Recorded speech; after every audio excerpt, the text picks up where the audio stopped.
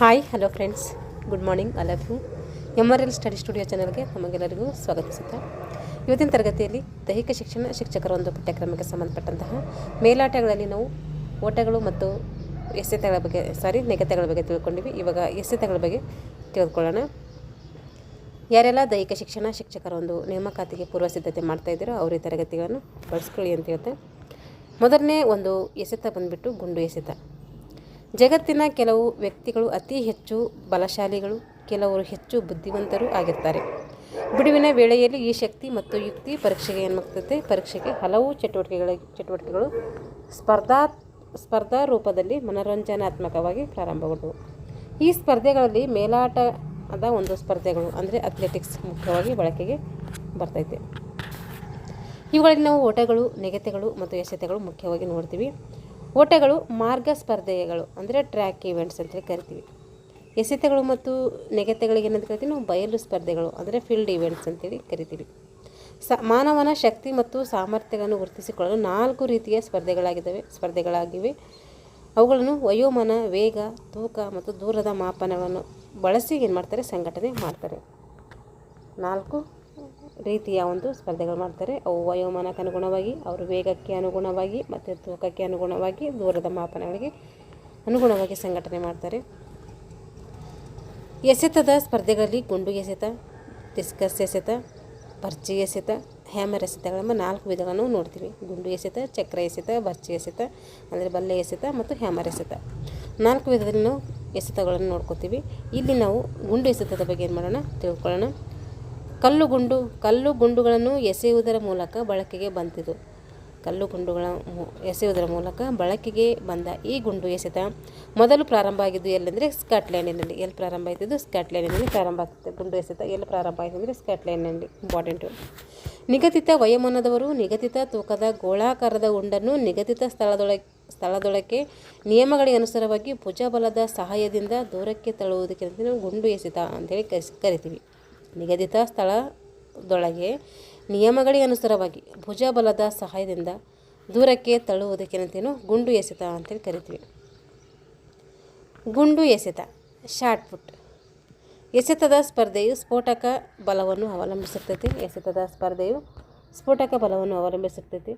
ಸ್ಫೋಟಕ ಬಲ ಅಂದರೆ ಒಂದು ಕೇಂದ್ರ ಶಕ್ತಿಯನ್ನು ಸಾಧ್ಯವಾದಷ್ಟು ಮಟ್ಟಿಗೆ ಕನಿಷ್ಠ ಸಮಯದಲ್ಲಿ ಒಂದು ಕಾರ್ಯದಲ್ಲಿ ಬಳಸುವುದು.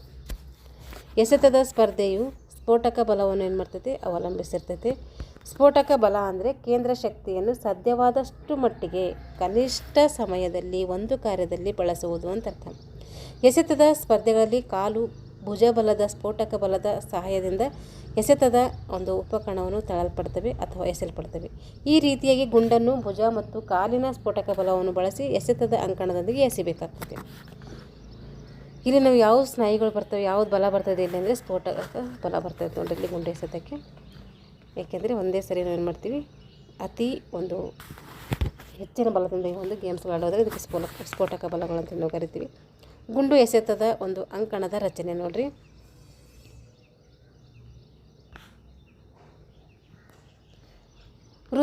ಎಸೆತದ ವೃತ್ತದ ವ್ಯಾಸ ಎಷ್ಟಿರ್ತೈತೆ ಅಂದರೆ 2.135 ಇರ್ತೈತೆ ವ್ಯಾಸ.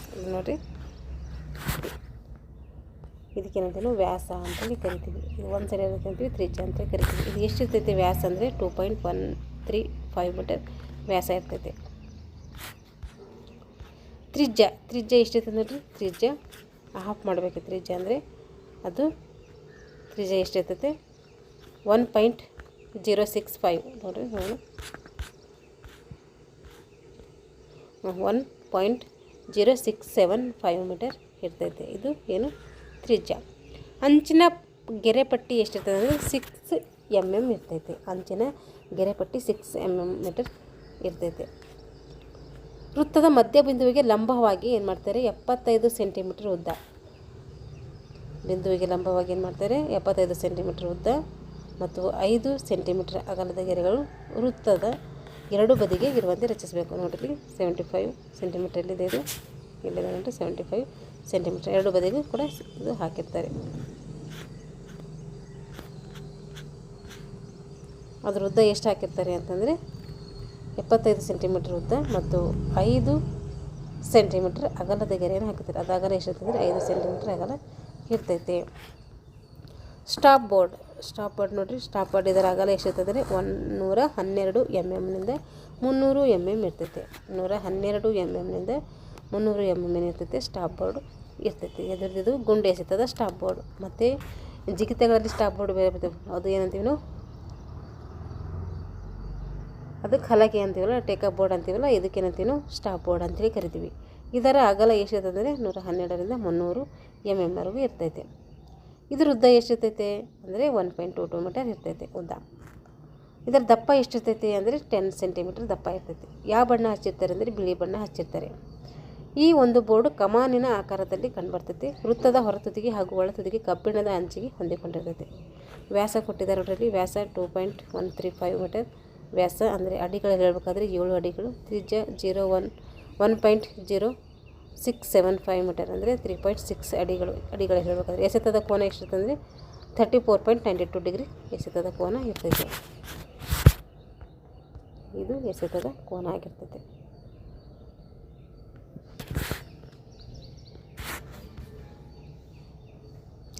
ಎಸೆತದ ಸೆಕ್ಟರ್ ನೋಡಿ ಯಾವ ರೀತಿ ಇರ್ತೈತೆ. ಇದು ಸಿಲಿಂಡರ್ ಅಥವಾ ಕುರುಚುಲು ಹುಲ್ಲು ಅಥವಾ ಮಣ್ಣಿನಿಂದ ಕೂಡಿದ್ದು ಎಸೆಯದ ಗುಂಡು ಬಿದ್ದ ಜಾಗದಲ್ಲಿ ಗುರುತು ಮೂಡುವಂತಿರಬೇಕು.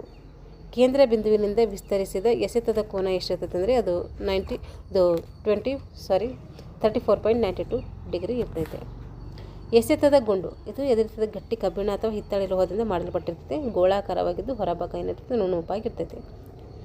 ತೂಕಗಳು ಎಷ್ಟಿರ್ತದೆ ನೋಡಿರಿ, 14 ವರ್ಷದ ವಯೋಮಿತಿಯ ಬಾಲಕ ಅಥವಾ ಬಾಲಕಿಯರಿಗೆ,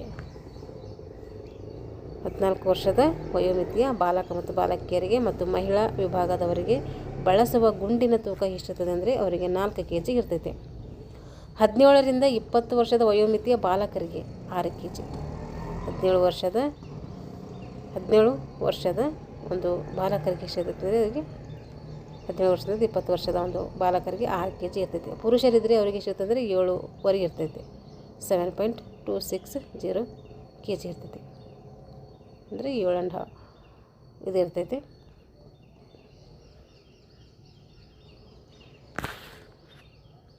ಏಳುವರೆ ಮೇಲೆ ಅದಕ್ಕೆ ಏನಂತೀವಿ, 7 ಮೇಲೆ 126 ಅಂದರೆ ಅದರಿಗೆ ಅರ್ಥದಲ್ಲಿ ಹಾಫ್ ಅಂತ ಅರ್ಥ.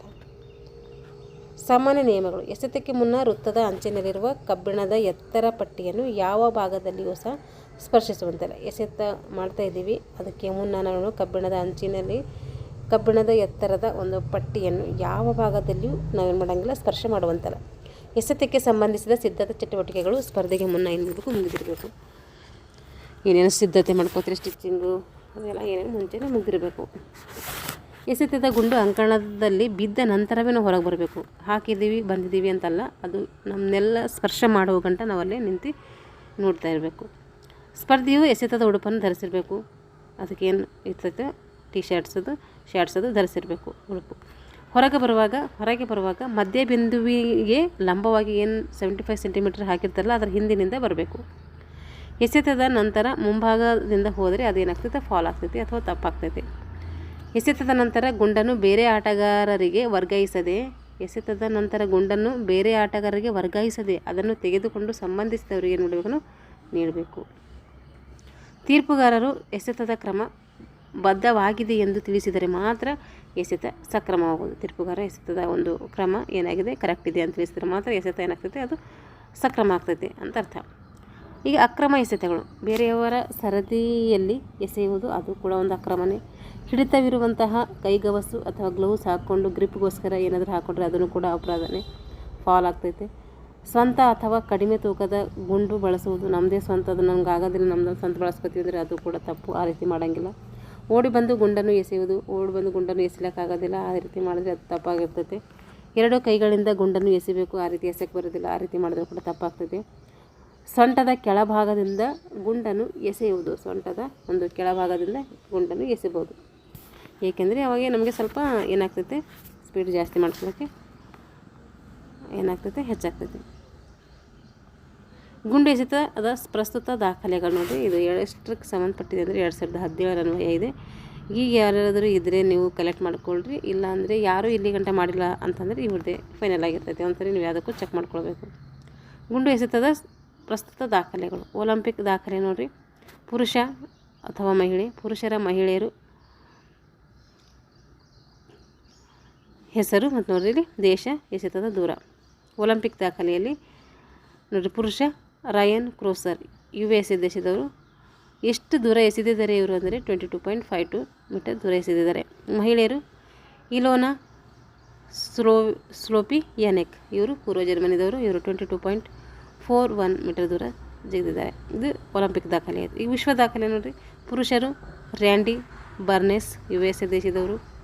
ಇವರು 23.12 ಮೀಟರ್ ಎಸೆದಿದ್ದಾರೆ. ಮಹಿಳೆಯರು ನಟಾಲಿಯಾ ಮತ್ತು ಲಿಸೋವಿಸ್ಕಿ ರಷ್ಯಾ ದೇಶದವರು 22.63 ಮೀಟರ್. ರಾಷ್ಟ್ರೀಯ ದಾಖಲೆ ಮಹಿಳೆಯರು ಪುರುಷರು ಓಂ ಪ್ರಕಾಶ್ ಸಿಂಗ್ ಭಾರತ ದೇಶದವರು. ಇವರು ಭಾರತ ದೇಶದವರು. ಸ್ವಲ್ಪ ಇಂಪಾರ್ಟೆಂಟ್ ಬಿಟ್ಟುಕೊಡ್ರಿ.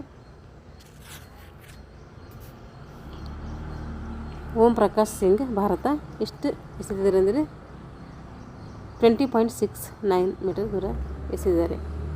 ಮಹಿಳೆಯರಲ್ಲಿ ಇವರು ಕೂಡ ಭಾರತದವರು. ಮನ್ಪ್ರೀತ್ ಕೌರ್ ಇವರು ಭಾರತದವರು. 18.86 ಮೀಟರ್ ದೂರ ಎಸೆದಿದ್ದಾರೆ. ಇವ್ರದ್ದು ಬರೆದು ರಾಷ್ಟ್ರೀಯ ದಾಖಲೆ. ಈಗ ರಾಜ್ಯದ ದಾಖಲೆ ಪುರುಷ ಮತ್ತು ಮಹಿಳೆಯರು. ಪುರುಷ ನೋಡಿರಿ, ವಿಕಾಸ್ ಗೌಡ ಕರ್ನಾಟಕದವರು ನೆನಪಿಟ್ಕೊಳ್ಬೇಕು. 19.06 ಮೀಟರ್ ಎಸೆದಿದ್ದಾರೆ. ಹಾಗೆ ಮಹಿಳೆಯರಲ್ಲಿ ಜೆ ಶೋಭಾ ಇವರು ಕರ್ನಾಟಕದವರು 12.74 ಮೀಟರ್ ಎಸೆದಿದ್ದಾರೆ. 17 ವರ್ಷದ ವಯೋಮಿತಿಯವರು ಬಾಲಕರು ರಾಜ್ಯ ಮತ್ತು ರಾಷ್ಟ್ರ ಮಟ್ಟದಲ್ಲಿ ಸಾಧನೆ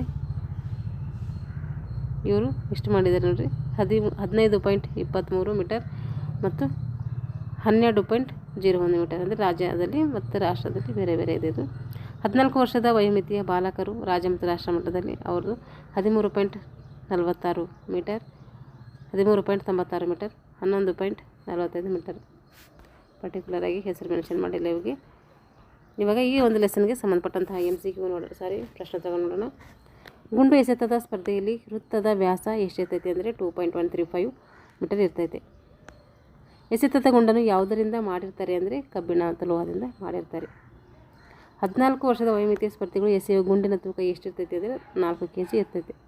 ಗುಂಡು ಎಸೆತದ ಸ್ಪರ್ಧೆಯು ಅಕ್ರಮಗಳನ್ನು ತಿಳಿಸಿ. ಇದಾವೆ ಅಕ್ರಮಗಳು, ಒಂದು 5 ಇದ್ದಾವಲ್ಲ, ಅವ್ರು ನೋಡ್ಕೊಂಡು ಬರೀರಿ. ಕೆಳಗಿನ ಹೇಳಿಕೆಗಳು ಸರಿ ಮತ್ತು ತಪ್ಪು ತಿಳಿಸಿ. ಸ್ಕಾಟ್ಲೆಂಡ್ನಲ್ಲಿ ಮೊದಲು ಗುಂಡು ಎಸೆತ ಪ್ರಾರಂಭ ಆಯಿತು. ಓಕೆ, ಸರಿ. ಇದು ಎಸೆತದ ಅಂಕಣ ಸೆಕ್ಟರ್ನಲ್ಲಿ ಎಸೆತದ ಗುಂಡು ಬಿದ್ದ ತಕ್ಷಣ ಸ್ಪರ್ಧೆಯು ಮುಂಭಾಗದಿಂದ ಹೋಗಬೇಕು. ಇದು ರಾಂಗು, ಹೋಗಬಾರ್ದಂಗೆ ಹಿಂಭಾಗದಿಂದ ಹೋಗಬೇಕು. 2 ಕೈಗಳಿಂದ ಗುಂಡನ್ನು ಎಸೆಯಬಹುದು. ತಪ್ಪು, ಎಸೆಯಂಗಿಲ್ಲ. ಗುಂಡು ಎಸೆತವು ಮೇಲಾಟಗಳಲ್ಲಿ ಬಯಲು ಸ್ಪರ್ಧೆ ಅಂದರೆ ಫೀಲ್ಡ್ ಇವೆಂಟ್. ಹೌದು, ಇದು ಒಂದು ಫೀಲ್ಡ್ ಇವೆಂಟ್. ನಿಮಗಿದು ತಿಳಿದಿರಲಿ. ಕರ್ನಾಟಕದ 3 ಕ್ರೀಡಾ ತರಬೇತಿದಾರರು ಪ್ರತಿಷ್ಠಿತ ದ್ರೋಣಾಚಾರ್ಯ ಪ್ರಶಸ್ತಿಯನ್ನು ಪಡೆದಿರುವುದು ನಮಗೆಲ್ಲರಿಗೂ ಹೆಮ್ಮೆಯ ವಿಷಯ.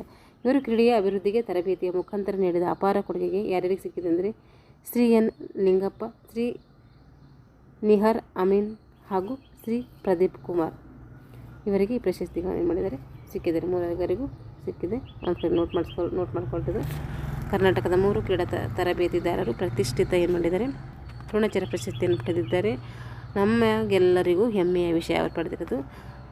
ಅವ್ರು ಯಾರ್ಯಾರು ಪಡೆದಿದ್ದಾರೆ ಅಂತಂದ್ರೆ ನೋಡಿರಿ, ಶ್ರೀ ಎನ್ ಲಿಂಗಪ್ಪ, ಶ್ರೀ ನಿಹಾರ್ ಅಮೀನ್ ಹಾಗೂ ಶ್ರೀ ಪ್ರದೀಪ್ ಕುಮಾರ್. ಲಿಂಗಪ್ಪ, ಅಮೀನ್, ಪ್ರದೀಪ್ ಕುಮಾರ್. ಶ್ರೀ ಎನ್ ಲಿಂಗಪ್ಪನವರು ಕರ್ನಾಟಕದ ಅತ್ಯಂತ ಹಿರಿಯ ಅಥ್ಲೆಟಿಕ್ ತರಬೇತುದಾರರಾಗಿದ್ದರು. ಹಲವಾರು ಕ್ರೀಡಾಪಟುಗಳು ರಾಷ್ಟ್ರೀಯ ಅಂತಾರಾಷ್ಟ್ರೀಯ ಮಟ್ಟದಲ್ಲಿ ಮಿಂಚುವಂತೆ ಮಾಡಿರ್ತಾರೆ ಇವರ ತರಬೇತಿ ಪಡೆದವರಲ್ಲಿ DY ಬೀರಧರ್ ಮತ್ತು ಅಶ್ವಿನಿ ನಾಚಪ್ಪ, ಉದಯ್ ಕೆ ಪ್ರಭು, MP ರಾಮಸ್ವಾಮಿ, ಸತೀಶ್ ಪಿಳ್ಳೆ, PC ಪೊನ್ನಪ್ಪ ಪ್ರಮುಖರು ಏನು ಮಾಡುತ್ತಾರೆ, ಇವರ ಹತ್ರ ತರಬೇತಿಯನ್ನು ಪಡ್ಕೊಳ್ತಾರೆ. 2014ರಲ್ಲಿ ಇವರಿಗೆ ಪ್ರತಿಷ್ಠಿತ ದ್ರೋಣಾಚಾರ್ಯ ಪ್ರಶಸ್ತಿಯನ್ನು ನೀಡಿ ಭಾರತ ಸರ್ಕಾರ ಏನು ಮಾಡಿದೆ, ಗೌರವಿಸಿದೆ. ತರಬೇತುದಾರರಿಗೆ ನೀಡ್ತಾರೆ ಅನ್ನೋದು ಫಸ್ಟ್ ನಮಗೆ ಗೊತ್ತಿರಬೇಕು. ದ್ರೋಣಾಚಾರ್ಯ ಪ್ರಶಸ್ತಿ ಯಾರು ನೀಡ್ತಾರೆ, ತರಬೇತುದಾರರಿಗೆ ನೀಡ್ತಾರೆ. ಶ್ರೀ ನಿಹಾರ್ ಅಮೀನ್ ಇವರು ಕರ್ನಾಟಕ ರಾಜ್ಯದ ಅತ್ಯಂತ ಈಜು ತರಬೇತುದಾರರಾಗಿರ್ತಾರೆ. ಇವರಿಂದ ತರಬೇತಿ ಪಡೆದಿರುವ ಶಿಖಾ ಟೆಂಡನ್, ರೆಹಾನ್ ಕೊಂಚ, ಹಕೀಮುದ್ದೀನ್ ಹಬೀಬುಲ್ಲಾ, ನಿಶಾ ಮಿಲಿಟ್, ಮೇಘನಾ ನಾರಾಯಣ್, ಸಂದೀಪ್ ಸೇಜ್ವಾಲ್, ವಿದರ್ವಲ್ ಖಾಂಡೆ ಹಾಗೂ ಇನ್ನಿತರ ರಾಷ್ಟ್ರೀಯ ಮತ್ತು ಅಂತಾರಾಷ್ಟ್ರೀಯ ಮಟ್ಟದಲ್ಲಿ ಪದಕ ಗಳಿಸುವಲ್ಲಿ ಯಶಸ್ವಿಯಾಗಿದ್ದಾರೆ.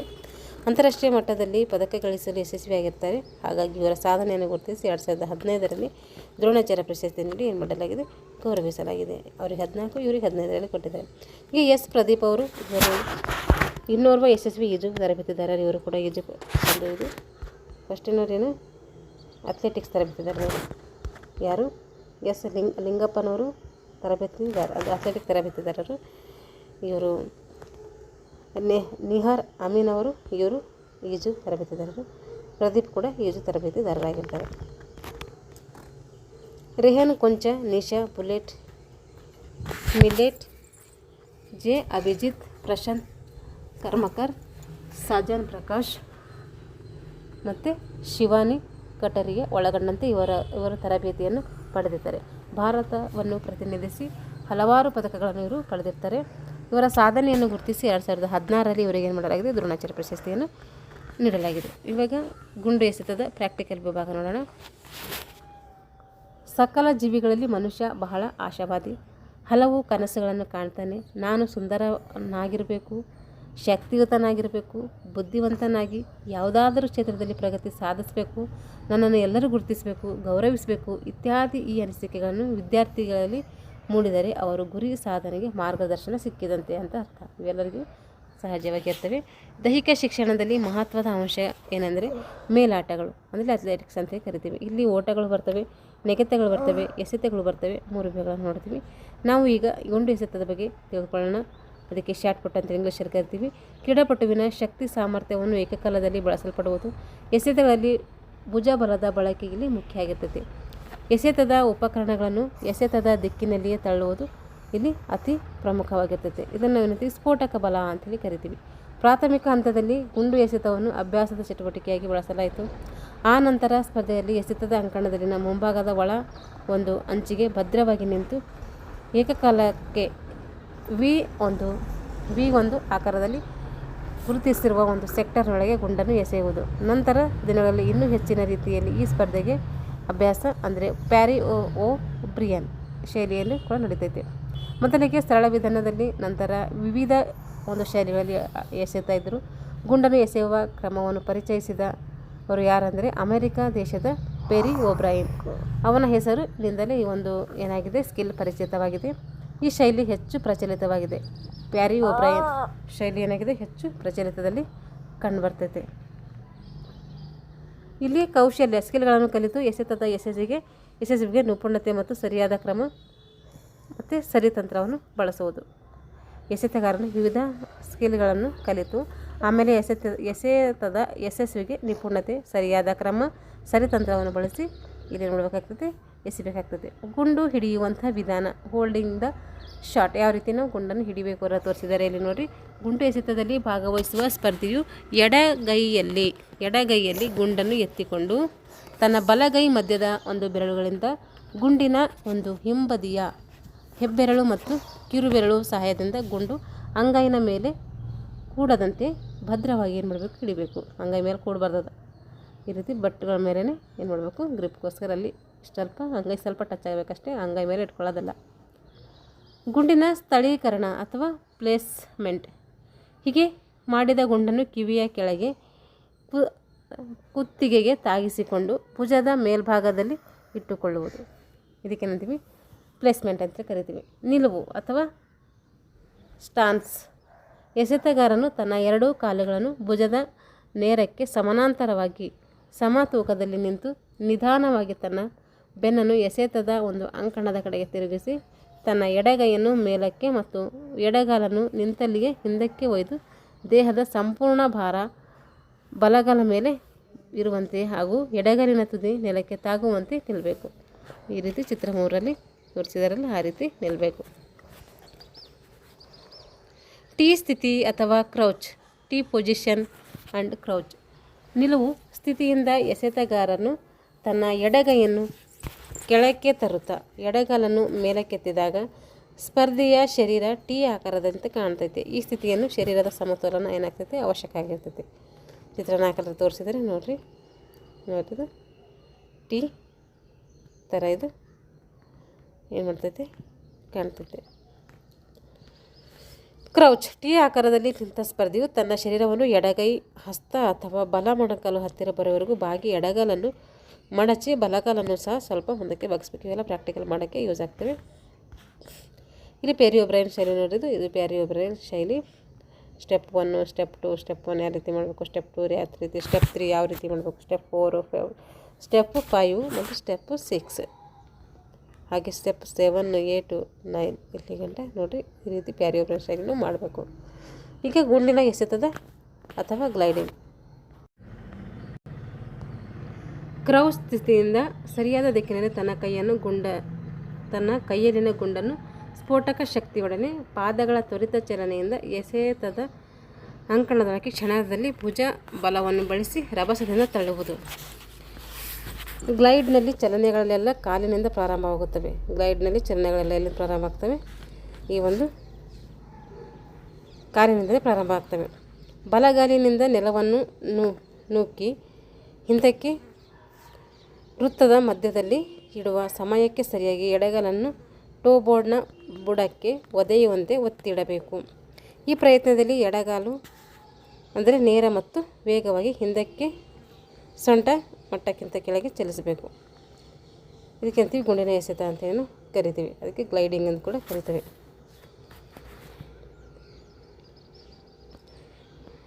ಕೈಯಲ್ಲಿನ ಗುಂಡನ್ನು ಸ್ಫೋಟಕ ಶಕ್ತಿಯೊಡನೆ ಪಾದಗಳ ತ್ವರಿತ ಚಲನೆಯಿಂದ ಎಸೆತದ ಅಂಕಣದೊಳಗೆ ಕ್ಷಣದಲ್ಲಿ ಭುಜ ಬಲದಿಂದ ಬಳಸಿ ರಭಸದಿಂದ ಎಳೆಯುವುದರಿಂದ ನಾವು ಗ್ಲೈಡಿಂಗ್ ಅಂತೇಳಿ ಕರಿತೀವಿ.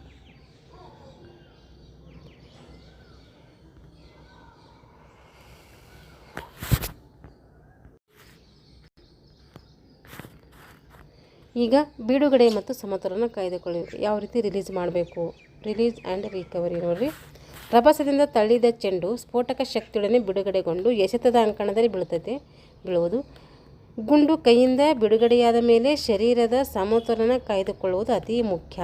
ಯಾಕೆಂದರೆ ಆ ಟೈಮಲ್ಲಿ ಏನಾದರೂ ಸ್ಟಾಪ್ ಬೋರ್ಡ್ ತುಳಿದ್ರೆ ಅಲ್ಲಿ ಏನಾಗ್ತದೆ, ಫಾಲ್ ಆಗ್ತದೆ. ಈ ಸಮಯದಲ್ಲಿ ಎಸೆತಗಾರನ ಅಂಕಣದ ಹೊರಕ್ಕೆ ಅಥವಾ ಸ್ಟಾಪ್ ಬೋರ್ಡ್ ಮೇಲೆ ಗಾಳಿಯಲ್ಲಿ ಒಂದು ಕಾಲನ್ನು ಚಲಿಸಿ ನಿಯಂತ್ರಣ ಸಾಧಿಸಬಹುದು. ಎಚ್ಚರಿಕೆಯಿಂದ ಎಡಗಾಲು ಸ್ಟಾಪ್ ಬೋರ್ಡ್ ಮೇಲೆ ಬರದಂತೆ ದೇಹದ ಮುಂಭಾಗವನ್ನು ಗುಂಡು ಎಸೆತದ ನಂತರ ಹಿಂದಕ್ಕೆ ಕೂಡಲೇ ಏನು ಮಾಡಬೇಕು, ವರ್ಗಾಯಿಸಬೇಕು.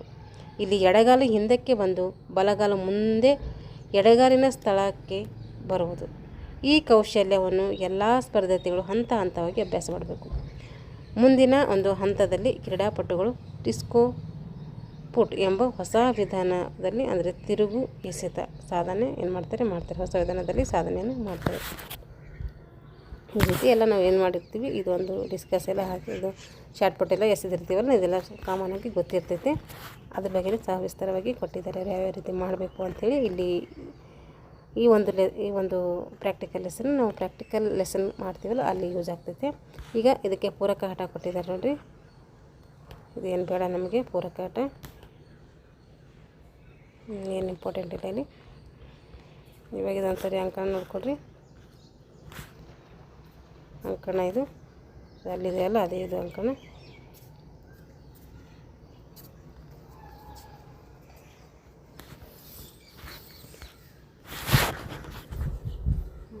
ಅದೆಲ್ಲ ಮೇಲೆ ನೋಡಿರೋದು ಇದೆಯಲ್ಲ.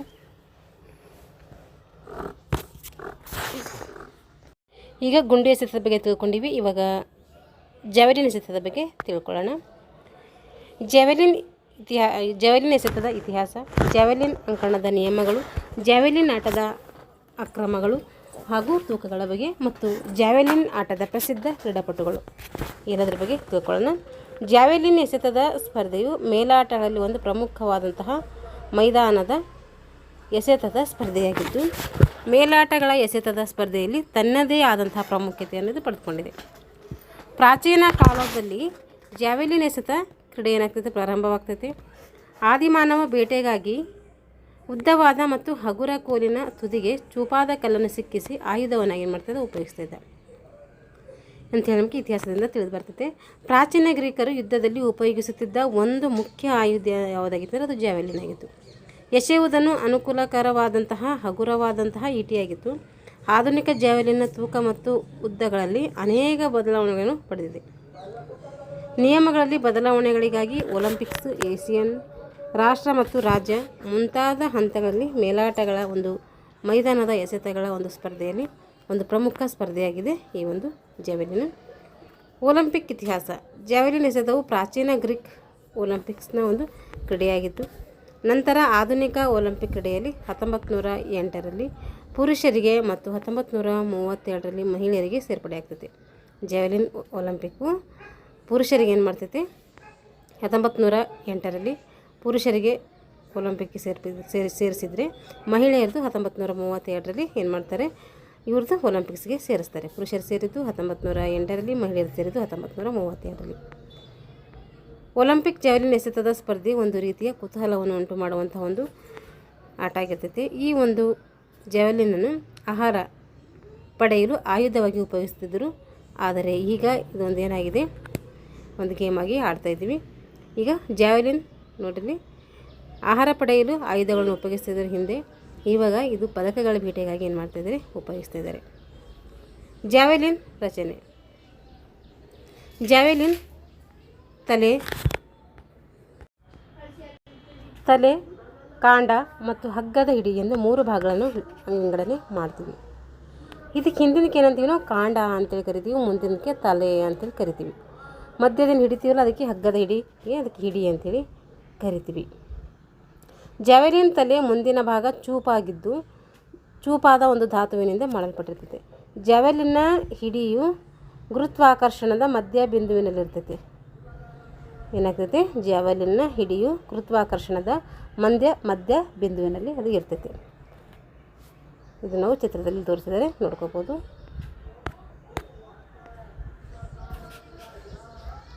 ಈಗ ಇದ್ರ ಗ್ರೌಂಡ್ ಇದೆ ನೋಡಿ ಇಲ್ಲಿ.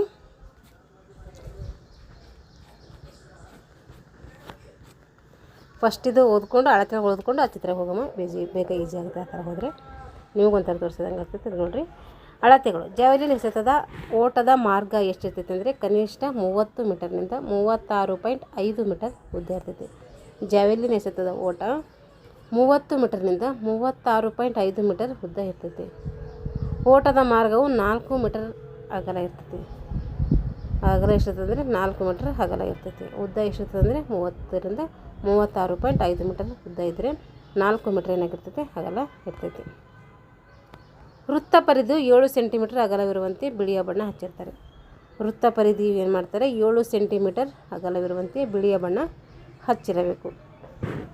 ವೃತ್ತ ಪರಿಧಿಯ 2 ತುದಿಗಳಲ್ಲಿ ಓಡುವ ಮಾರ್ಗ ಸಮಾನಾಂತರ ಗೆರೆಗೆ ಲಂಬವಾಗಿ 75 ಸೆಂಟಿಮೀಟರ್ ಉದ್ದ ಮತ್ತು 7 ಸೆಂಟಿಮೀಟರ್ ಮತ್ತು ಅಗಲವಾದಂತಹ ಒಂದು ಬಿಳಿ ಬಣ್ಣದ ಸ್ಕ್ರ್ಯಾಚ್ ಗೆರೆಯನ್ನು ಹಾಕಬೇಕು.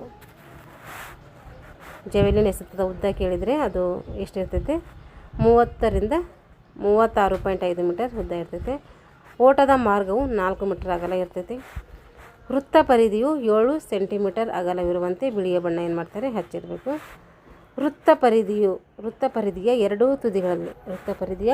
ತುದಿಗಳಲ್ಲಿ ಓಡುವ ಮಾರ್ಗ ಸಮಾನಾಂತರ ಗೆರೆಗೆ ಲಂಬವಾಗಿ 75 ಸೆಂಟಿಮೀಟರ್ ಉದ್ದ ಮತ್ತು 7 ಸೆಂಟಿಮೀಟರ್ ಅಗಲ ಇರ್ತೈತೆ. ಇದು ಬಿಳಿ ಬಣ್ಣದ ಒಂದು ಸ್ಕ್ರ್ಯಾಚ್ ಗೆರೆಯನ್ನು ಹಾಕಿರ್ತಾರೆ. ಇವಾಗ ಇದು ನೋಡೋಣ, ಇವಾಗ ಗ್ರೌಂಡ್ ಇದು ನೋಡೋಣ, ಇದು ಅರ್ಥ ಆಗ್ತೈತೆ.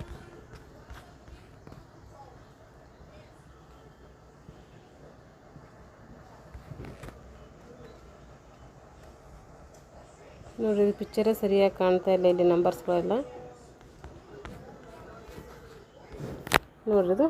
ಇದು ಎಷ್ಟಿರ್ತೈತೆ, ಇದು ಉದ್ದ 30ರಿಂದ 36.5 ಮೀಟರ್ ಉದ್ದ ಇರ್ತೈತೆ. ಅಗಲ ಎಷ್ಟಿರ್ತದೆ ಅಂದರೆ 4 ಮೀಟರ್ ಅಗಲ ಇರ್ತೈತೆ. ಇಲ್ಲೇನು ಮಾಡ್ತಾರೆ, ಹೆಂಗೆ ಒಂದು ಗುಂಡೆ ಇದು ಹಾಕಿರ್ತಾರಲ್ಲ ಸೈಡಿಗೆ, ಆ ರೀತಿ 75 ಸೆಂಟಿಮೀಟ್ರ್ ಇದು ಕೂಡ ಹಾಕಿರ್ತಾರೆ. ಇದು ಒಂದು ದಪ್ಪವಾದಂಥ ಒಂದು ಪಟ್ಟಿ ಹಾಕಿರ್ತಾರೆ. ಇದ್ರ ನೋಡಿಕೊಂಡು ಜಾವೆಲಿನ್ ಎಸೆತಾರೆ.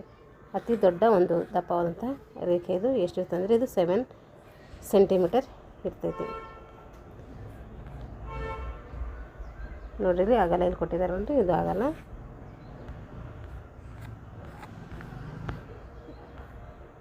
ಸಾರಿ, ಇದು ಇಲ್ಲಿ ಉದ್ದ ಇದು ಇರ್ತದೆ ನೋಡಿರಿ, ಉದ್ದ ಇದು ಇದು ಇರ್ತೈತಿ. 30ರಿಂದ 36.5 ಮೀಟ್ರ್ ಉದ್ದ. ಇದು ಅಗಲ ಆಯ್ತು.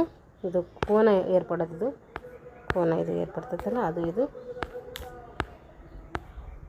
ಕೋನ ಎಲ್ಲದಕ್ಕೂ ಸೇಮ್ 34.92 ಡಿಗ್ರಿನೇ ಏರ್ಪಡ್ತೈತೆ. ಇಷ್ಟಿದ್ರ ಮೆಜರ್ಮೆಂಟು. ಇವಾಗ ಸ್ಪರ್ಧೆಯ ಮೂಲ ನಿಯಮಗಳು ನೋಡ್ರಿ. ಜಾವೆಲಿನ್ ಎಸೆತವನ್ನು ಓಡುವ ಮಾರ್ಗದಿಂದ ಎಸೆಯಬೇಕು. ಜಾವೆಲಿನನ್ನು ಕಡ್ಡಾಯವಾಗಿ ಅದರ ಹಗ್ಗದ ಹಿಡಿಯಲ್ಲಿ ಅಂಗೈ ಮೇಲ್ಮುಖವಾಗಿ ಏನು ಮಾಡಬೇಕು, ಅದು ಮೇಲ್ಮುಖವಾಗಿರುವಂತೆ ಹಿಡಿಯಬೇಕು. ಜಾವೆಲಿನ್ ಭುಜದ ಮೇಲೆ ಹಿಡಿದು ಎಸೆಯಬೇಕು. ಮೊಣಕೈ ಮುಂದೆ ಚಾಚಿರಬೇಕು. ಜಾವೆಲಿನ್ ಎಸೆದಾಗ ಅದರ ಲೋಹದ ತುದಿಯು ಮೊದಲು ನೆಲವನ್ನು ತಾಗಬೇಕು, ನಂತರ ಉಳಿದ ಭಾಗ ನೆಲಕ್ಕೆ ತಾಗಬಹುದು.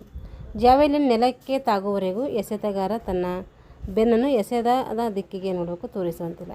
ಜಾವೆಲಿನ್ ನೆಲಕ್ಕೆ ತಾಗುವವರೆಗೂ ಎಸೆತಗಾರ ತನ್ನ ಬೆನ್ನನ್ನು ಎಸೆತದ ದಿಕ್ಕಿಗೆ ತೋರಿಸುವಂತಿಲ್ಲ. ಜಾವೆಲಿನ್ ತುದಿಯ ಗುರುತು ಸೆಕ್ಟರ್ನ ಗೆರೆಗಳ ಒಳಗೆ ಬೀಳಬೇಕು. ಜಾವೆಲಿನ್ ತುದಿಯ ಗುರುತು ನೋಡಬೇಕು, ಸೆಕ್ಟರ್ನ ಗೆರೆಗಳ ಒಳಗೆ ಬೀಳಬೇಕು. ಎಸೆದ ಜಾವೆಲಿನ್ ನೆಲಕ್ಕೆ ತಾಗುವವರೆಗೂ ಓಡುವ ಮಾರ್ಗವನ್ನು ಬಿಡುವಂತಿಲ್ಲ. ಎಸೆದ ಜಾವೆಲಿನ್ ನೆಲಕ್ಕೆ ತಾಗುವವರೆಗೂ ಓಡುವ ಮಾರ್ಗವನ್ನು ಬಿಡುವಂತಿಲ್ಲ. ಜಾವೆಲಿನ್ ಎಸೆತದ ನಂತರ ಹೊರಗೆ ಹೋಗುವಾಗ ಬಿಳಿಯ ಅಡ್ಡಗೆರೆಯನ್ನು ಮುಟ್ಟದೆ ಆ ಗೆರೆಯ ಹಿಂಭಾಗದಲ್ಲಿ ವೃತ್ತದ ಹೊರಗೆ ಕಾಲಿಟ್ಟು ಬರಬೇಕು. ಜಾವೆಲಿನ್ ಎಸೆತದ ನಂತರ ಹೊರಗೆ ಹೋಗುವಾಗ ಬಿಳಿಯ ಅಡ್ಡ ಗೆರೆಯನ್ನು ಮುಟ್ಟದೆ ಆ ಗೆರೆಯ ಹಿಂಭಾಗದಲ್ಲಿ ವೃತ್ತದ ಹೊರಗೆ ಕಾಲಿಟ್ಟು ಬರಬೇಕು. ಜಾವೆಲಿನ್ ಎಸೆತದ ಸ್ಪರ್ಧೆಯಲ್ಲಿ ಮೊದಲ ಸುತ್ತಿನಲ್ಲಿಯೇ 3 ಪ್ರಯತ್ನಗಳನ್ನು ಕೊಟ್ಟು ಅದರಲ್ಲಿ ಉತ್ತಮ ಪ್ರದರ್ಶನ ತೋರಿದ 8 ಎಸೆತಗಾರರನ್ನು ಆಯ್ಕೆ ಮಾಡಿಕೊಂಡು ಮತ್ತೆ 3 ಅವಕಾಶವನ್ನು ಕೊಡಬೇಕು. ಇಲ್ಲಿ ಎಚ್ಚರಿಕೆ ನೋಡ್ರಿ, ಜಾವೆಲಿನ್ ಕಲಿಯುವಾಗ ಅಥವಾ ಕಲಿಸುವಾಗ ವಿದ್ಯಾರ್ಥಿಗಳು ಎಸೆತದ ಸೆಕ್ಟರ್ನ ಹಿಂದೆ ಅಥವಾ ದೂರ ನಿಲ್ಲಬೇಕು. ಯಾಕೆಂದರೆ ಜಾವೆಲಿನ್ ಎಸೆತಗಾರ ಕೈ ಜಾರಿ ಆಕಸ್ಮಿಕವಾಗಿ ಸೆಕ್ಟರ್ನ ಹೊರಗಿನಿಂದ ವಿದ್ಯಾರ್ಥಿಗಳು ತಗಲುವ ಅಪಾಯ ಇರ್ತದೆ. ಅಕ್ರಮಗಳು. ಜಾವೆಲಿನ್ ಎಸೆತದ ಓಡುವ ಮಾರ್ಗದ ಹೊರಗಡೆಯಿಂದ ಓಡಿ ಬಂದಾಗ ಅದೇನಾಗ್ತೈತೆ, ಅಕ್ರಮ ಆಗ್ತೈತೆ.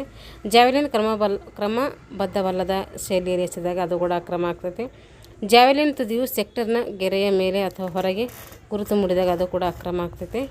ಓಡುವ ಮಾರ್ಗ ಅಥವಾ ವೃತ್ತ ಪರಿಧಿಯು ಗೆರೆಯನ್ನು ದೇಹದ ಯಾವುದೇ ಭಾಗದಿಂದ ಎಸೆಯಲು ಪ್ರಾರಂಭಿಸಿದ ಮೇಲೆ ಮುಟ್ಟಿದರೆ ಅದು ಕೂಡ ಏನಾಗ್ತೈತೆ, ಅಕ್ರಮ ಆಗ್ತೈತೆ.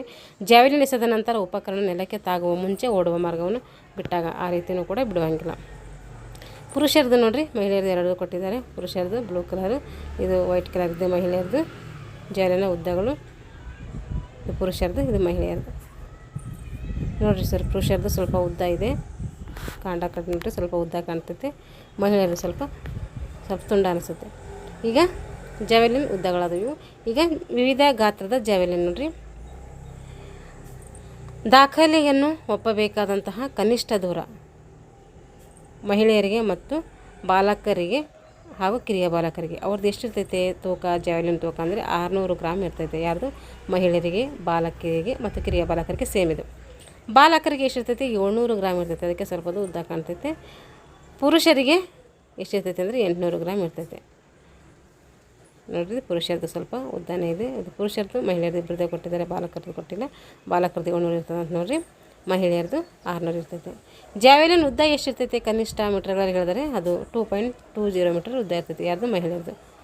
ಪುರುಷರದು 10 ಎಕ್ಸ್ಟ್ರಾ ಆಗ್ತದೆ ನೋಡ್ರಿ, 2.30 ಮೀಟರ್ ಇರ್ತೈತೆ. ಹಾಗೆ ಪುರುಷರಿಗೆ ಎಷ್ಟಿರ್ತದೆ ಅಂದರೆ 2.60 ಮೀಟರ್ ಉದ್ದ ಇರ್ತೈತೆ. ಗರಿಷ್ಠ ಮೀಟರ್ಗಳಲ್ಲಿ ಜಾವೆಲಿನ್ ಗರಿಷ್ಠ ಮೀಟರ್ಗಳಲ್ಲಿ ಎಷ್ಟಿರ್ತದೆ ಅಂದರೆ 2.30 ಮೀಟರ್. ಮಹಿಳೆಯರಿಗೆ ಮತ್ತು ಬಾಲಕರಿಗೆ ಹಾಗೂ ಕಿರಿಯ ಬಾಲಕರಿಗೆ ಎಷ್ಟಿರ್ತೈತೆ? ಜಾವೆಲಿನ್ ಗರಿಷ್ಠ ಎಷ್ಟು ಮೀಟರ್ಗಳಲ್ಲಿ ಇರ್ತದೆ ಅಂದರೆ ಅದು 2.30 ಮೀಟರ್ ಇರ್ತೈತೆ. ಬಾಲಕರಿಗೆ 2.40 ಮೀಟರ್ ಇರ್ತೈತೆ. ಪುರುಷರಿಗೆ 2.70 ಮೀಟರ್ ಇರ್ತೈತೆ.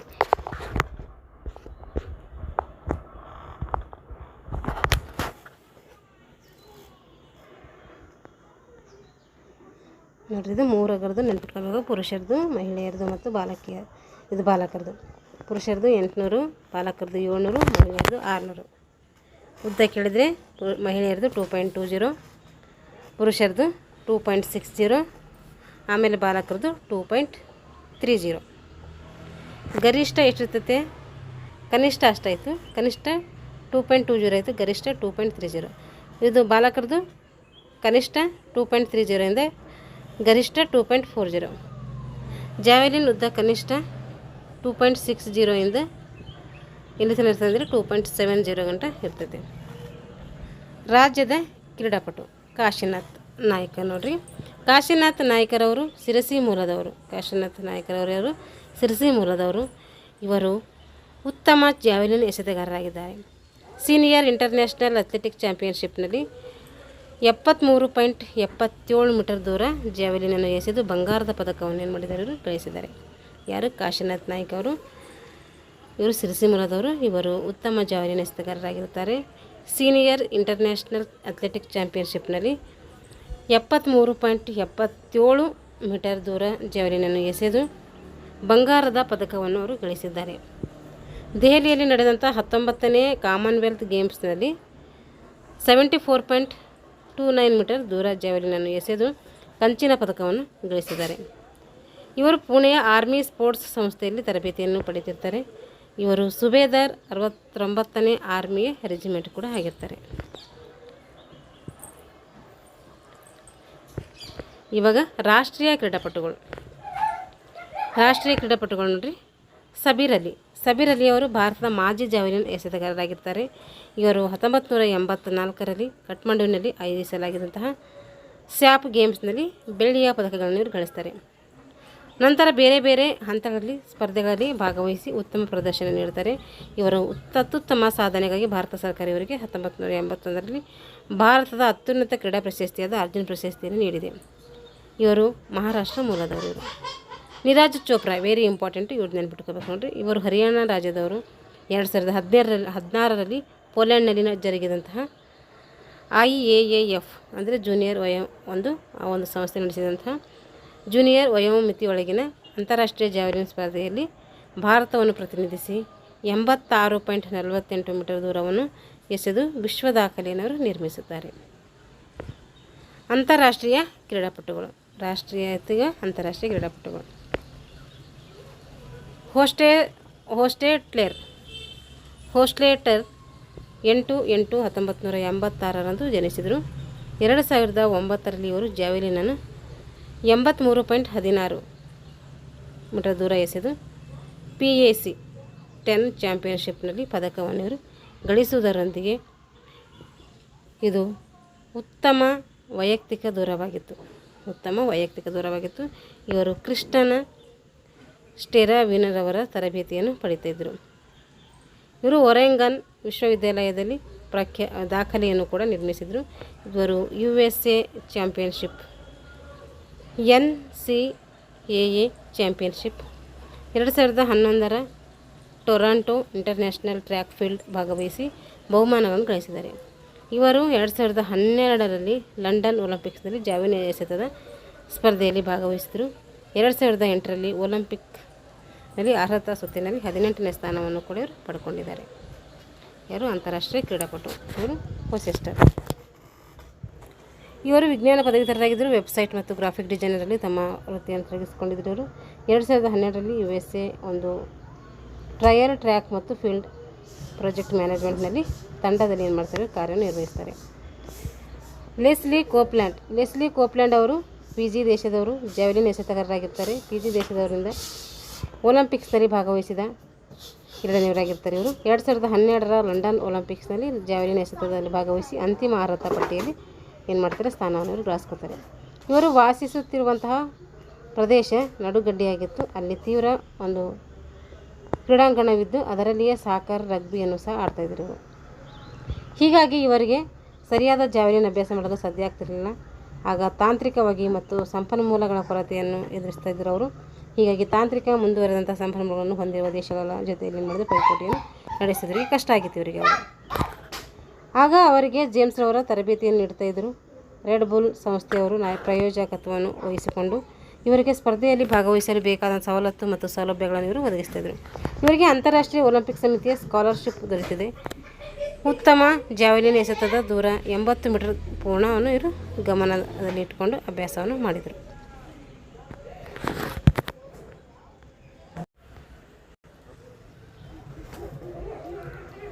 ಆಂಡ್ರಿಯಾಸ್ ಥೋರ್ಕಿಲ್ಸೆಡ್ನ ನಾರ್ವೆ ಆಂಡ್ರಿ ಎಸ್ ಥೋರ್ಕಿಲ್ಸೆಡ್ 2008ರಲ್ಲಿ ಒಲಿಂಪಿಕ್ಸ್ನಲ್ಲಿ 2ನೇ ಬಂಗಾರದ ಪದಕವನ್ನು ಜಾವೆಲಿನ್ ಎಸೆತದಲ್ಲಿ ಗಳಿಸಿದರು.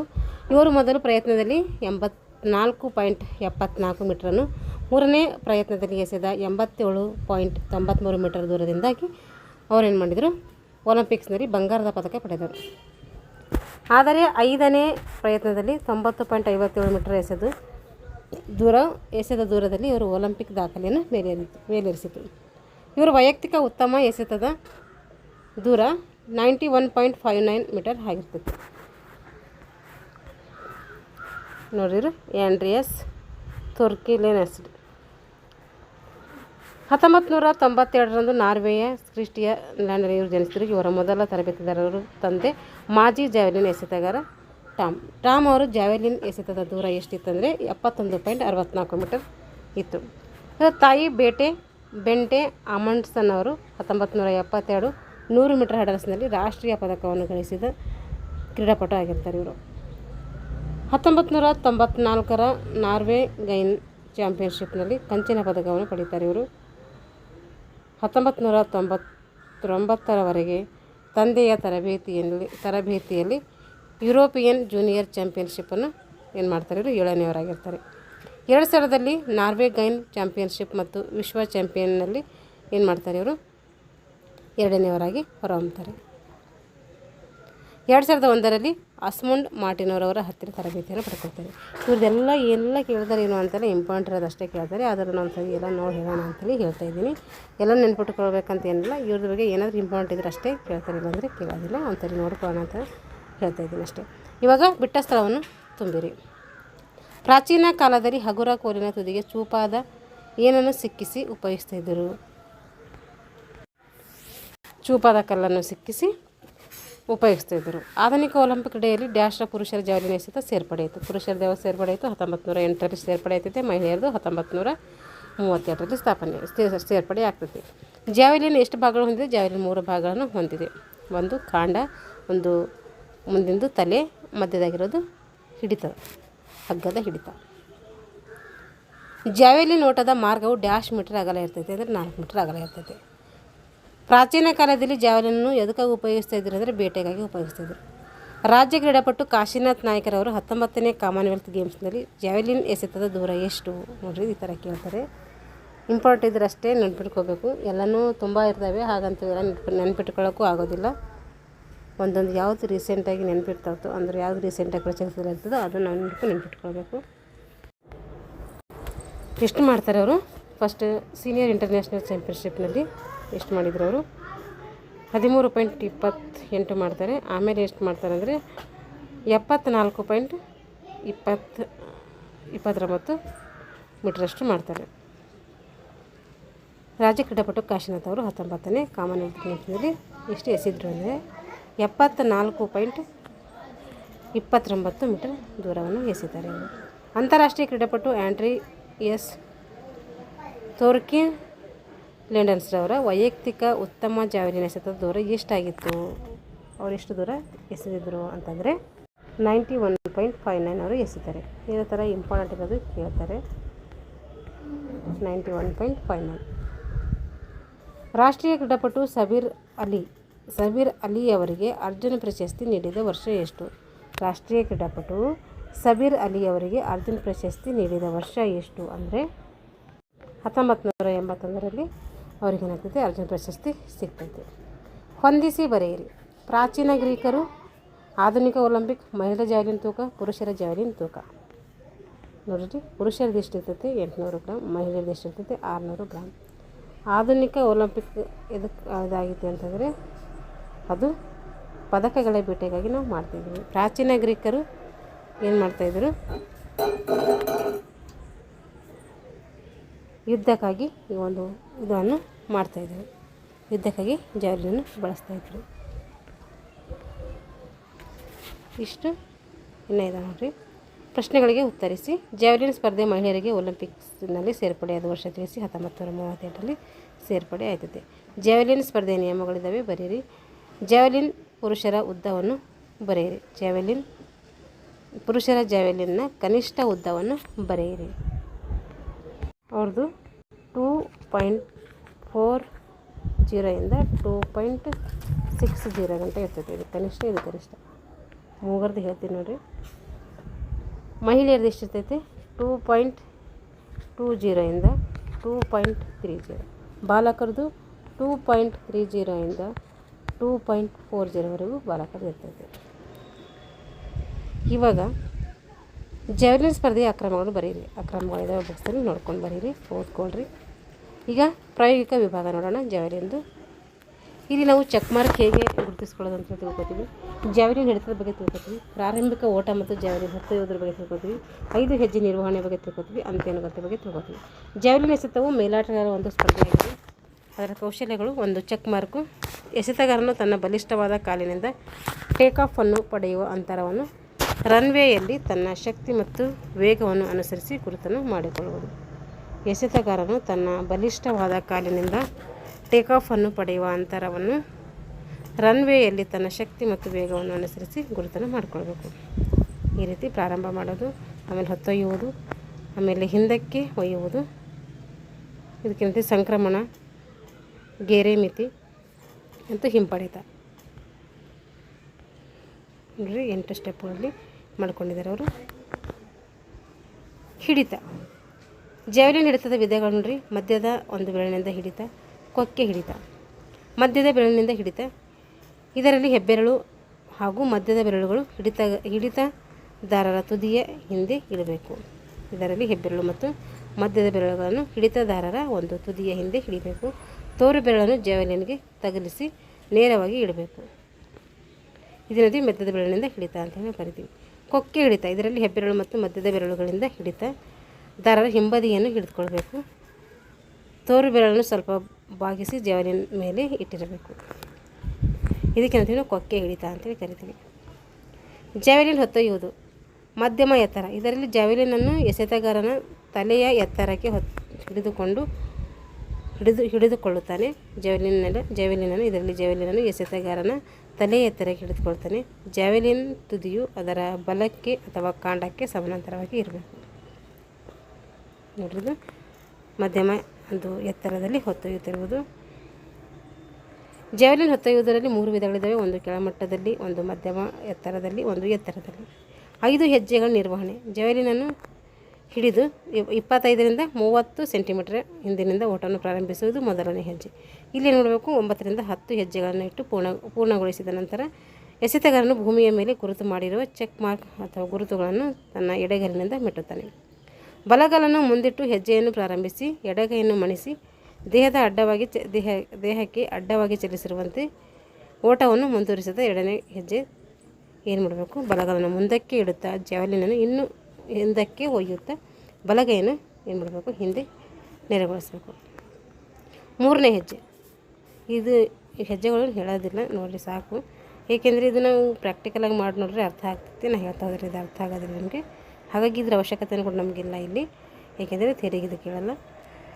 ಇಲ್ಲೇನು ಕೇಳ್ತಾರೆ ಅಂದರೆ 5 ಹೆಜ್ಜೆ ನಿರ್ವಹಣೆ ಯಾವೊಂದು ಗೇಮ್ಸಲ್ಲಿ ಬರ್ತದೆ ಅಂತ ಈ ರೀತಿ ಕೇಳ್ಬೋದು. ಹಾಗಾಗಿ ಅದು ಜಾವೆಲಿನ್ ಅಂತೇಳಿ ನೆನ್ಪಿಟ್ಟುಕೊಂಡ್ರೆ ಸಾಕು. ಇವಾಗ ಅಂತ್ಯಾನುಗತೆ. ಹೀಗೆ ಎಸೆದ ಒಂದು ನಂತರ ತನ್ನ ದೇಹದ ಸಮತೋಲನ ಕಾಯ್ದುಕೊಂಡು ಬಲಗಾಲನ್ನು ಮುಂದಿಡುತ್ತಾನೆ. ದೇಹ ಮುಂದೆ ಏನಾಗಿರುತ್ತೆ, ಬಾಗಿರ್ತೈತೆ.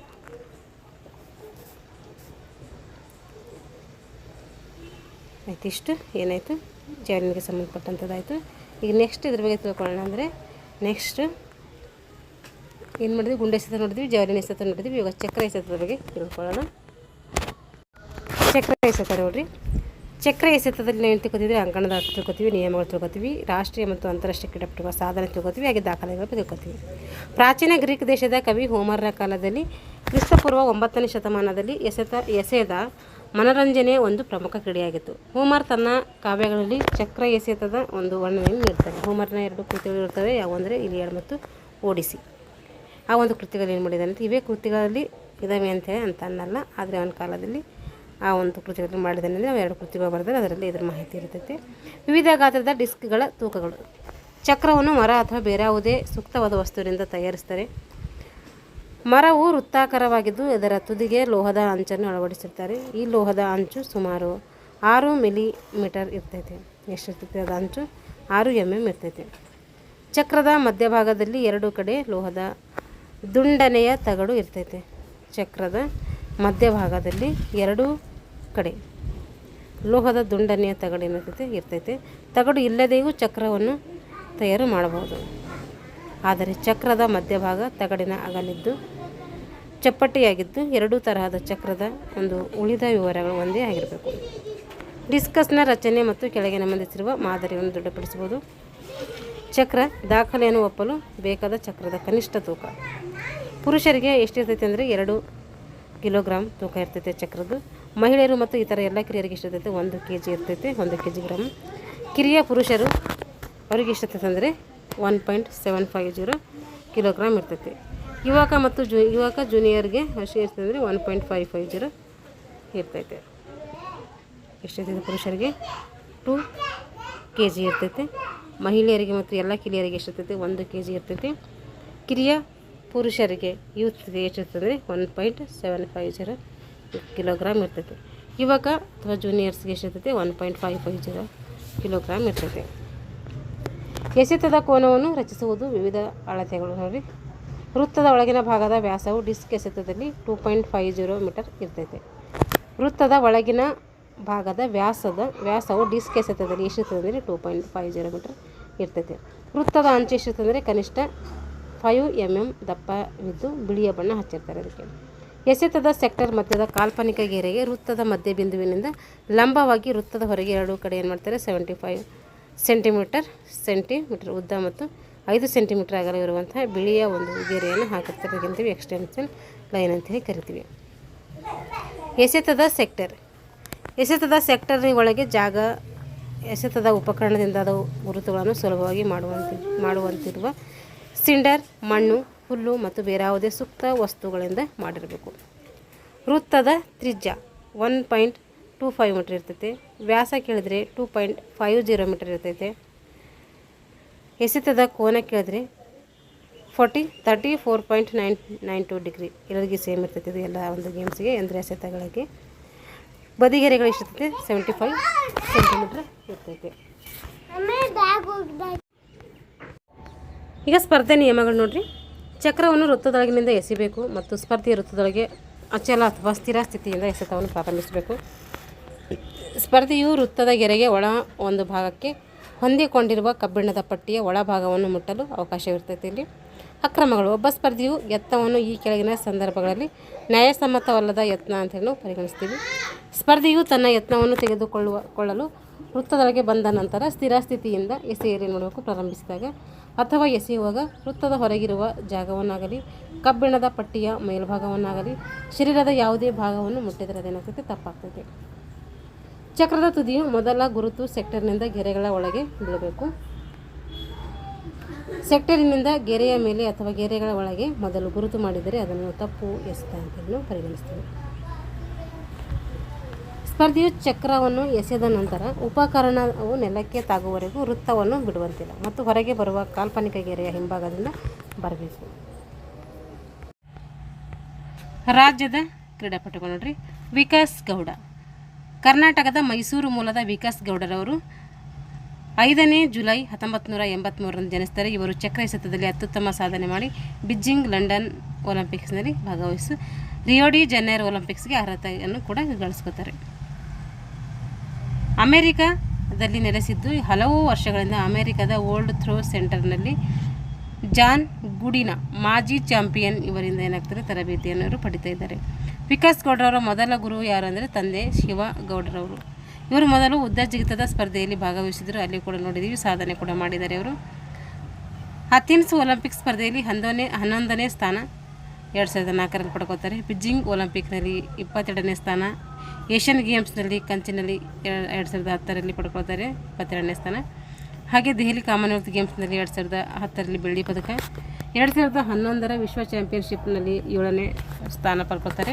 ಇವರು 2017ರಲ್ಲಿ ಪದ್ಮಶ್ರೀ ಪ್ರಶಸ್ತಿಯನ್ನು ಪಡೆದಿರ್ತಾರೆ.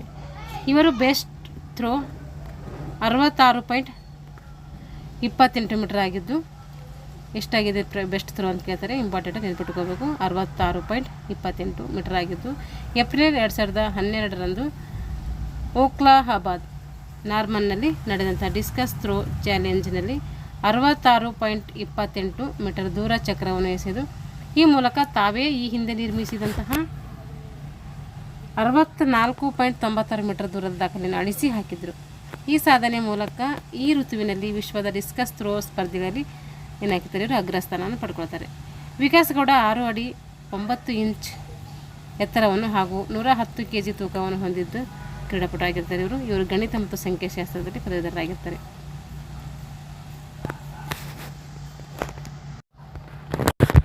2012ರಲ್ಲಿ ಒಲಿಂಪಿಕ್ಸ್ನಲ್ಲಿ ಚಕ್ರ ಎಸೆತ ಸ್ಪರ್ಧೆಯಲ್ಲಿ ವಿಕಾಸ್ ಗೌಡರು 8ನೇ ಸ್ಥಾನವನ್ನು ಇವರು ಪಡ್ಕೊಳ್ತಾರೆ.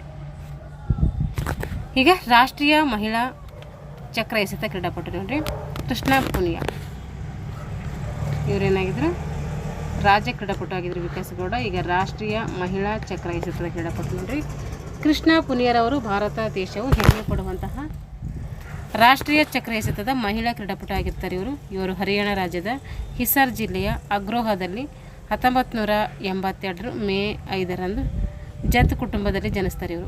ಇವರು 11 ಅಕ್ಟೋಬರ್ 2010ರಲ್ಲಿ ದೆಹಲಿಯಲ್ಲಿ ನಡೆದಂತಹ ಕಾಮನ್ವೆಲ್ತ್ ಗೇಮ್ಸ್ ಚಕ್ರ ಎಸೆತದ ಸ್ಪರ್ಧೆಯಲ್ಲಿ 61.51 ಮೀಟರ್ ದೂರವನ್ನು ಎಸೆದು ಚಿನ್ನದ ಪದಕ ಗಳಿಸುವುದರೊಂದಿಗೆ ಭಾರತದ ಇತಿಹಾಸದಲ್ಲಿ ಹೊಸ ದಾಖಲೆಯೊಂದನ್ನು ಇವರು ಸ್ಥಾಪಿಸಿದರು. ಇವರು ಲಂಡನ್ ಒಲಿಂಪಿಕ್ನಲ್ಲಿ ಭಾರತವನ್ನು ಏನು ಮಾಡ್ತಾರೆ, ಪ್ರತಿನಿಧಿಸ್ತಾರೆ.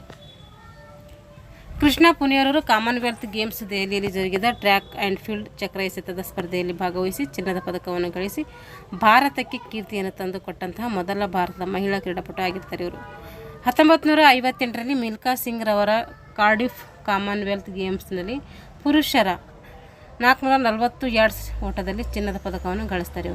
ಮಿಲ್ಖಾ ಸಿಂಗ್ ನಂತರ ಕಾಮನ್ವೆಲ್ತ್ ಗೇಮ್ಸ್ನಲ್ಲಿ 52 ವರ್ಷಗಳ ನಂತರ ಚಿನ್ನದ ಪದಕ ಪಡೆದ ಮೊದಲ ಕ್ರೀಡಾಪಟು ಕೃಷ್ಣ ಪುನಿಯಾರವರಾಗಿರ್ತಾರೆ. ಇವರು ದೋಹಾಜ್ ಏಷಿಯನ್ ಗೇಮ್ಸ್ನಲ್ಲಿ 61.53 ಮೀಟರ್ ದೂರ ಚಕ್ರವನ್ನು ಎಸೆದು ಕಂಚಿನ ಪದಕವನ್ನು ಗಳಿಸ್ತಾರೆ. ಇದು ಅವರ ವೈಯಕ್ತಿಕ ಉತ್ತಮ ಸಾಧನೆಯಾಗಿದೆ. 46ನೇ ಓಪನ್ ನ್ಯಾಷನಲ್ ಅಥ್ಲೆಟಿಕ್ಸ್ ಚಾಂಪಿಯನ್ಶಿಪ್ನಲ್ಲಿ ಚಿನ್ನದ ಪದಕವನ್ನು ಇವರು ಗಳಿಸ್ತಾರೆ. ಇವರು ಪಡೆದಿರುವ ಬಹುಮಾನ ಮತ್ತು ಪ್ರಶಸ್ತಿಗಳು ಎಂತಿದ್ದಾವೆ: ಅರ್ಜುನ್ ಪ್ರಶಸ್ತಿ ಮೇವಾರ್ ಸಂಸ್ಥೆಯಿಂದ, ಮಹಾರಾಣಾ ಮೇವಾರ್ ಪ್ರಶಸ್ತಿ, ಜೈಪುರ್ ರಾಯರ್ ಪರಿವಾರದಿಂದ ಭವಾನಿ ಸಿಂಗ್ ಪ್ರಶಸ್ತಿ, ಹರಿಯಾಣ ಸರ್ಕಾರದಿಂದ ಭೀಮ್ ಪ್ರಶಸ್ತಿ, ಇವೆಲ್ಲ ಪ್ರಶಸ್ತಿಯನ್ನು ಪಡ್ಕೊಳ್ತಾರೆ. ಅಂತಾರಾಷ್ಟ್ರೀಯ ಕ್ರೀಡಾಪಟು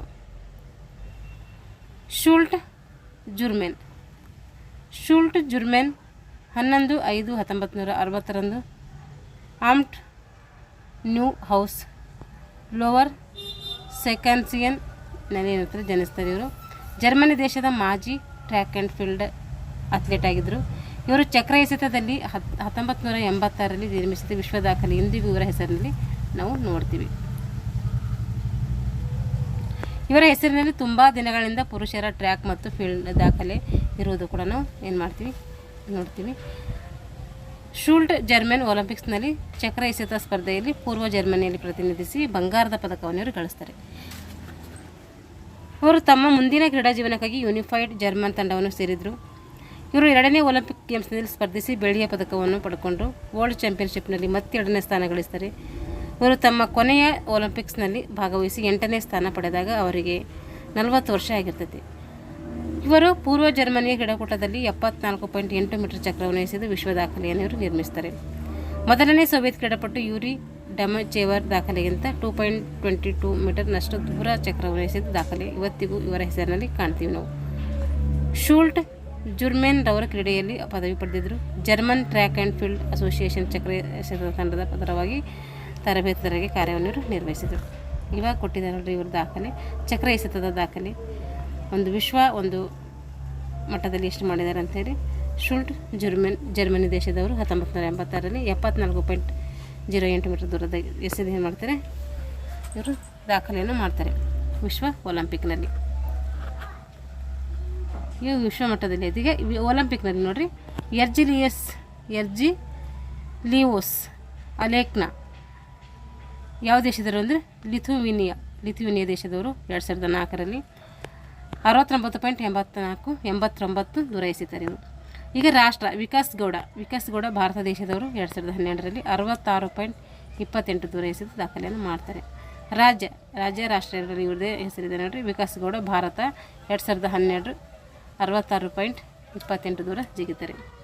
ಬಾಲಕರು 20 ವರ್ಷ ಒಳಗಿನ ಸೀತಾಲ್ ಕುಮಾರ್ ಇವರು ಕರ್ನಾಟಕದವರು 2008ರಲ್ಲಿ 46.72 ಜಿಗಿತಾರೆ.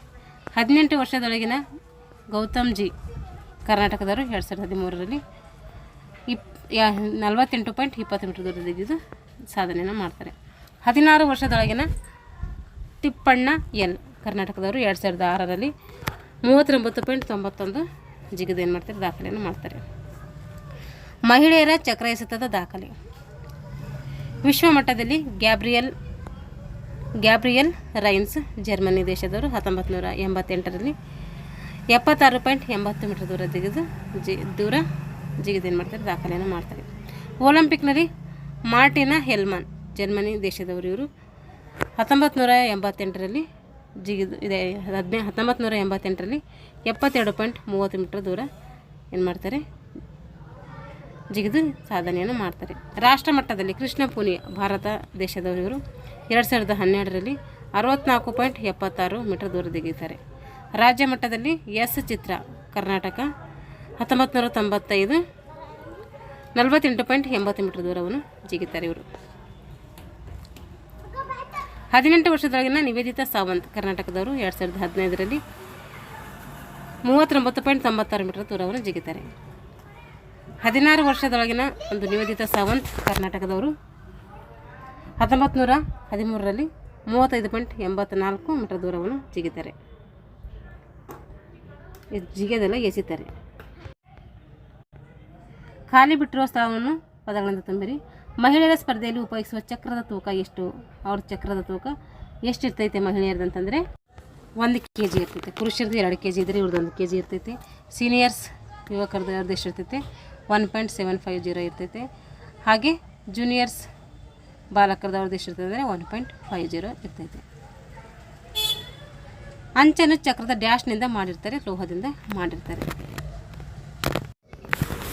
ಎಕ್ಸ್ಟೆನ್ಷನ್ ಡ್ಯಾಶ್ ಸೆಂಟಿಮೀಟ್ರ್ ಉದ್ದ ಇರ್ತದೆ ಅಂದರೆ 75 ಸೆಂಟಿಮೀಟ್ರ್ ಇರ್ತೈತೆ.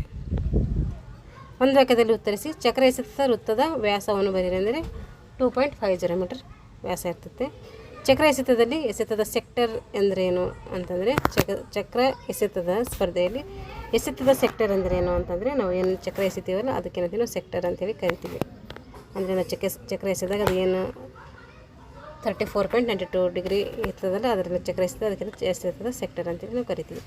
ಚಕ್ರ ಎಸೆತದ ಸ್ಪರ್ಧೆಯಲ್ಲಿ ಪುರುಷರು ಉಪಯೋಗಿಸುವ ಚಕ್ರದ ತೂಕ ಎಷ್ಟಿರ್ತಂದರೆ 2 kg ಇರ್ತೈತೆ. ಬುರ್ಜೆಲ್ ಶುಲ್ಪ್ ಎಲ್ಲಿ ಜನಿಸಿದರು? ಇದು ಎಲ್ಲಿ ಜನಿಸಿದ್ರು ಅಂತ ನೋಡಿಲ್ಲ, ನೆನಪಿಲ್ಲ ನೋಡೋಣ. ಬುರ್ಜೆಲ್ ಶುಲ್ಪ್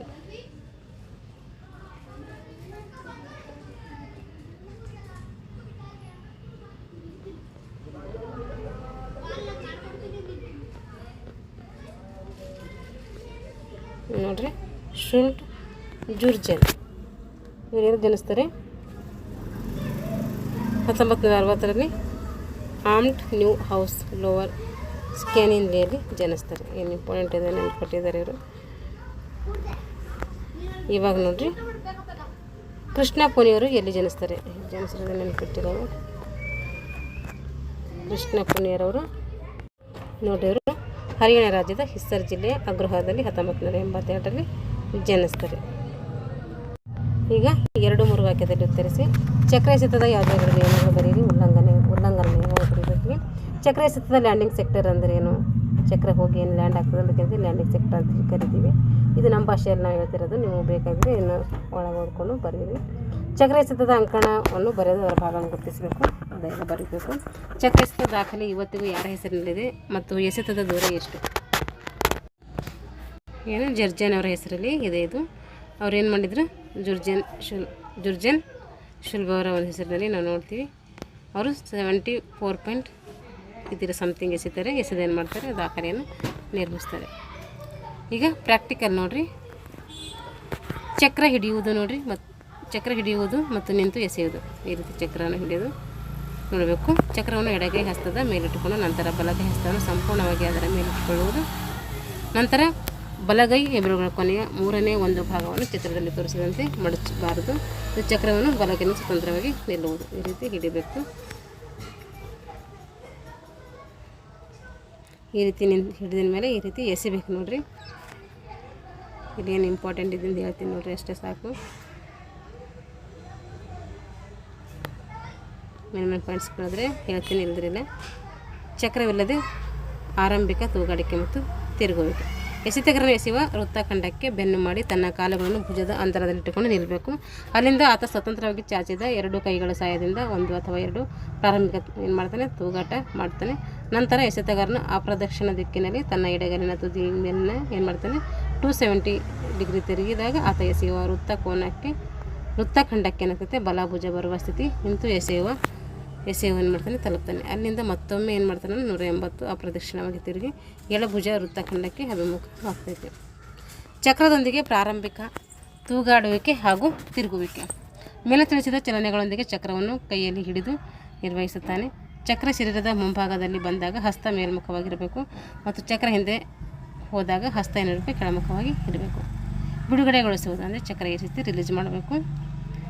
ರಿಲೀಸ್ ಮಾಡಿ ಆಮೇಲೆ ನಮ್ಮ ಸಮತೋಲನವನ್ನು ಕಾಯ್ದುಕೊಳ್ಬೇಕು. 40 ಡಿಗ್ರಿಯಿಂದ 45 ಕೋನದಲ್ಲಿ ಬಿಡುಗಡೆಗೊಳಿಸುವುದು, ಆಮೇಲೆ ಸಮತೋಲನವನ್ನು ಕಾಯ್ದುಕೊಳ್ಬೇಕು. ಈ ರೀತಿ ಚಕ್ರ ಎಸೆತದ ಒಂದು ಸ್ಕಿಲ್ಲನ್ನು ನೋಡ್ತೀವಿ. ಇಷ್ಟೇನಾಯಿತು ಗುಂಡು ಎಸೆತ, ಜಾವೆಲಿನ್ ಎಸೆತ, ಚಕ್ರ ಎಸೆತದ ಬಗ್ಗೆ ಸಂಕ್ಷಿಪ್ತವಾಗಿ ತಿಳ್ಕೊಂಡಿವಿ. ಯಾರು ನಮ್ಮ ಚಾನಲ್ನ ಸಬ್ಸ್ಕ್ರೈಬ್ ಮಾಡಿಕೊಂಡು ವಿಡಿಯೋಗಳನ್ನು ವಾಚ್ ಮಾಡಿ ಅಂತ ಹೇಳ್ತಾ ಇಲ್ಲಿಗೆ ತರಗತಿಯನ್ನು ಮುಗಿಸ್ತಾ ಇದ್ದೀನಿ. ಎಲ್ಲರಿಗೂ ಧನ್ಯವಾದಗಳು.